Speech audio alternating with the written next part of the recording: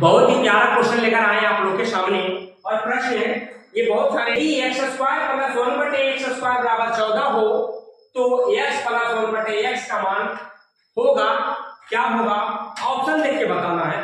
बहुत ही प्यारा ट्रिक, एकदम धातु ट्रिक, खतरनाक ट्रिक और ऐसा ट्रिक, जादुई ट्रिक देखेंगे।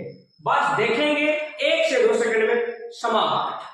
देखिए कहा कि x square plus 1/x square equal to दिया है 14, तो आपको बताना है जी x प्लस 1/x बराबर हुआ, ये बताना। बहुत ही धातु ट्रिक है। बस ट्रिक यही है कि यदि x square plus 1/x square का मान दिया रहे और x प्लस 1/x का मान ज्ञात करना हो तो कुछ करना नहीं है, रूट में जो मान दिया रहे उसमें प्लस कर देना है जी, और आंसर आपका खलास समाप्त हो जाएगा। अब देखेंगे 14 प्लस 2 कितना होगा? 16। अब बताइए 16 रूट से निकलेंगे कितना बाहर निकलेंगे? 4, यानी x प्लस 1/x का जो राइट आंसर होंगे इस 4 और option number B, before Bihar.